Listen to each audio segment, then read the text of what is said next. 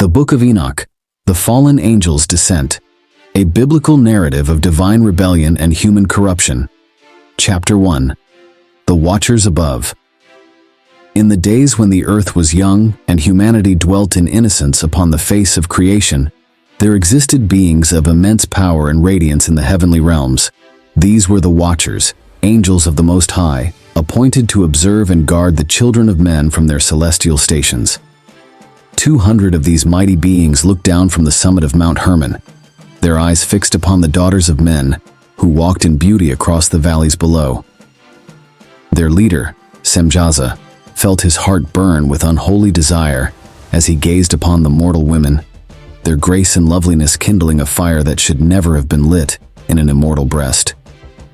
"Behold," whispered Semjaza to his companions, his voice carrying across the ethereal winds, "how fair are the daughters of Adam! Their beauty surpasses even the splendor of the morning stars." The angel Azazel stepped forward, his countenance dark with rebellion.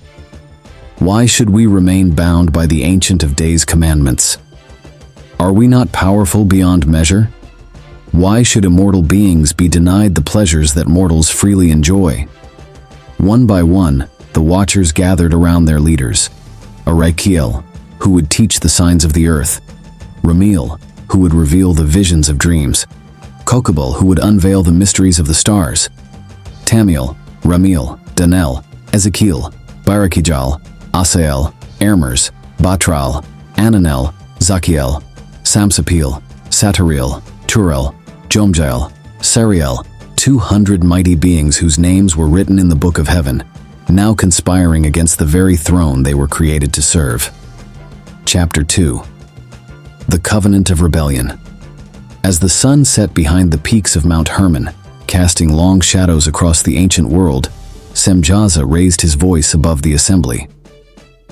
"I fear," he declared, his words echoing like thunder across the mountaintop, "that I alone cannot bear the responsibility for this great sin that we contemplate. If we descend to dwell among mortals and take wives from among the daughters of men, the wrath of the Almighty will fall upon us like consuming fire." The gathered watchers murmured among themselves, some drawing back in fear at the mention of divine judgment, but Azazel's voice rose above their whispers. "Then let us all swear an oath, binding ourselves together with mutual curses. Let us make a covenant that none shall abandon this enterprise, that all shall share equally in whatever punishment may come." And so it was that on that fateful night, beneath stars that would soon witness unspeakable corruption, 200 angels of the Most High bound themselves with terrible oaths. They swore by the sacred names, by the throne of glory, by the foundations of the earth itself, that they would descend and take mortal wives, sharing both the pleasure and the consequence of their rebellion. The very mountains trembled as they spoke their binding words, and the heavens grew dark, as if in mourning for what was to come. Chapter 3. The Descent and Corruption. When the binding was complete, the Watchers descended like falling stars, their immortal forms taking on flesh that they might walk among humanity. They chose wives from among the daughters of men, and these women bore them children, giants in the earth, beings of tremendous stature and strength, neither fully human nor fully divine. These Nephilim, as they came to be known, grew to heights of 3,000 ells, their appetites as vast as their frames. They consumed all that humanity had labored to produce, the fruits of the field, the flocks and herds, even turning at last to devour human flesh itself. The earth groaned under their weight, and the cries of the oppressed rose like incense to heaven. But the corruption did not end with the birth of giants. The fallen Watchers, no longer bound by their heavenly nature, began to teach forbidden knowledge to their mortal wives and the children of men. Azazel, most rebellious of all, taught men to make swords and knives, shields and breastplates, instruments of war that had never before existed upon the earth. He showed them how to work metals and fashion ornaments, how to paint their eyes and beautify their faces with cosmetics and jewelry that inflamed vanity and lust. Semjaza taught the art of enchantments and the cutting of roots for magical purposes. Arakiel revealed the signs of the earth, while Ramiel showed men the interpretation of dreams and visions. Kokabel taught the science of the constellations, and Ezekiel the knowledge of the clouds and weather. Each watcher shared his portion of heaven's secrets, knowledge that was meant to remain hidden until the appointed time. They taught astrology and divination, the making of weapons and warfare, the arts of seduction and vanity. They revealed the mysteries of herbs and healing, but also of poisons and potions that could harm or kill. Chapter 4. The Cry of the Earth. As the generations passed, violence filled the earth like a flood. The Nephilim ruled as tyrants over humanity, their supernatural strength making them masters over all they surveyed. Wars raged between cities, brother lifted sword against brother, and the knowledge given by the Watchers was turned to ever more destructive purposes. The earth itself cried out under the weight of bloodshed and corruption. The very stones seemed to weep, and the trees withered as if in mourning. Animals fled from human habitation, sensing the evil that had taken root in the world. From their celestial realm, the four great archangels, Michael, Gabriel, Raphael, and Uriel, looked down upon the devastation with hearts heavy with sorrow. They saw how the Watchers had corrupted their charge, how the knowledge of heaven had been perverted to evil ends, how the children of men suffered under the tyranny of the giants. Gabriel was first to speak, his voice like the sound of many waters. The cries of the oppressed have reached the throne of the Most High. The souls of the righteous who have perished call out for justice from beneath the altar of heaven. Michael, captain of the heavenly host, drew his sword that blazed with divine fire. The earth is defiled with blood, and lawlessness reigns from the rising of the sun to its setting. How long shall the Almighty suffer this corruption to continue? Raphael the healer wept as he spoke. The knowledge that was meant to heal has been turned to harm. The wisdom that should have blessed humanity has become a curse upon the earth. And Uriel, keeper of divine mysteries, proclaimed with thunder in his voice, "The secrets of heaven have been revealed before their time. The boundaries between mortal and immortal have been broken, and chaos threatens to consume all creation." Chapter 5. The Judgment Pronounced. The cries of the four archangels rose to the throne of the Ancient of Days, and the Lord of Spirits heard their petition.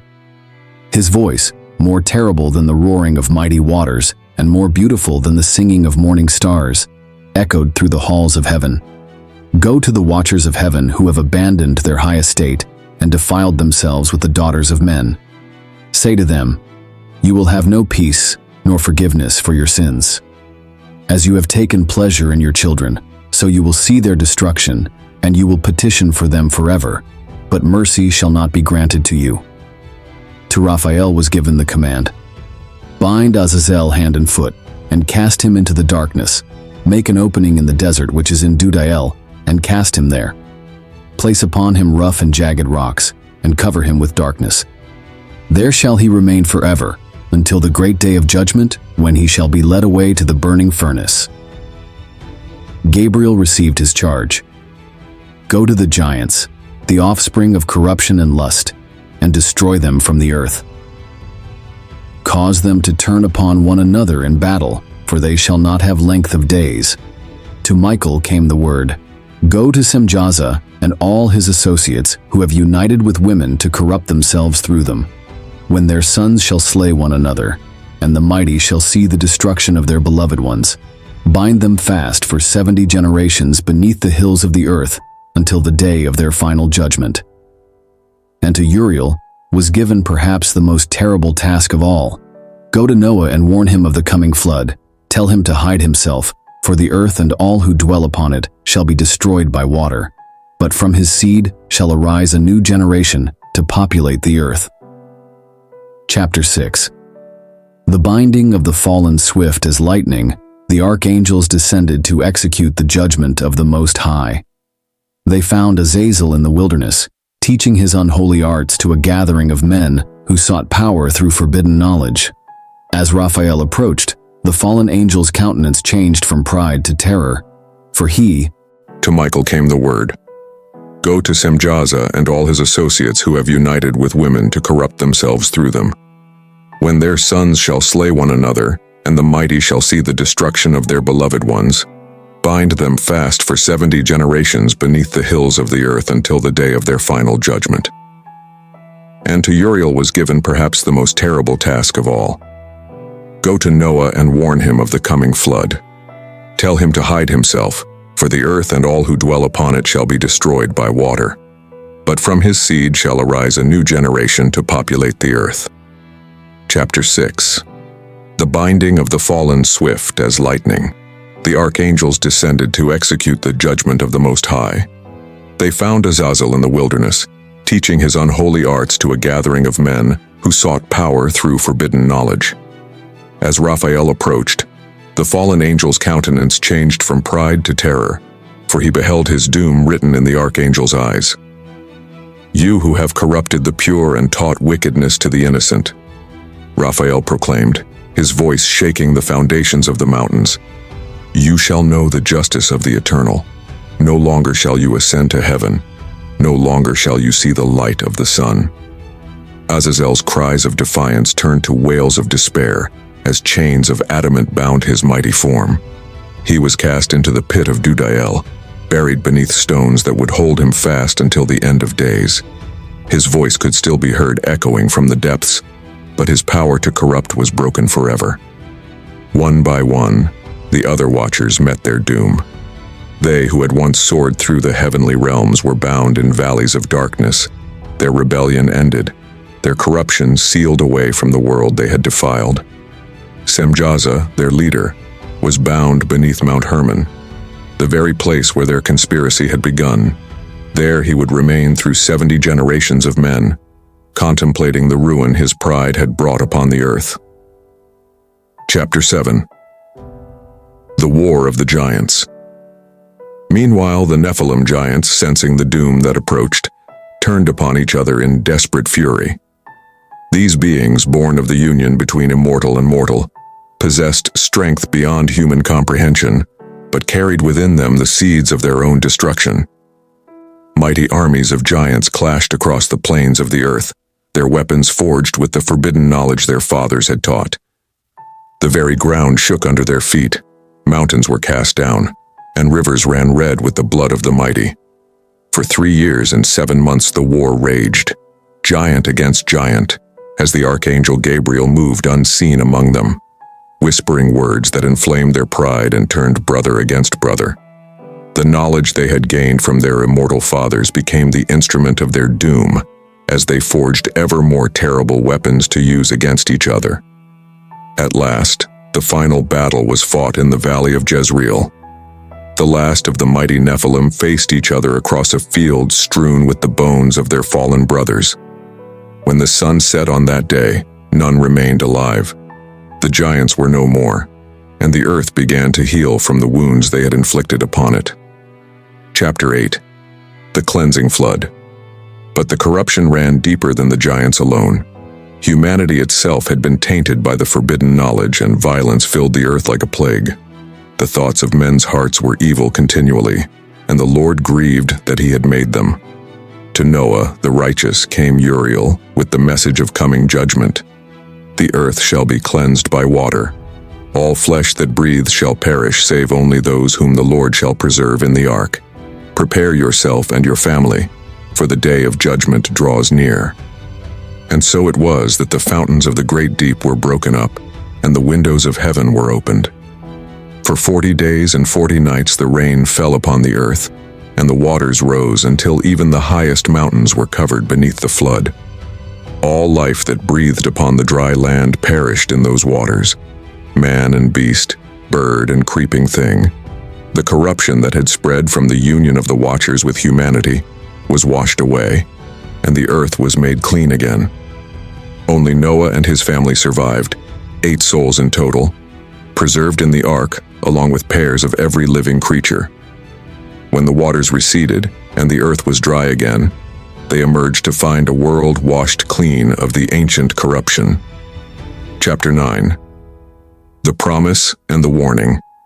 As Noah built an altar and offered sacrifice to the Lord, a rainbow appeared in the sky, a sign of the covenant that never again would all flesh be destroyed by flood. But with this promise came also a solemn warning, delivered through the prophet Enoch, who had walked with God and was not, for God took him. Behold, spoke the voice of the Eternal through his servant, the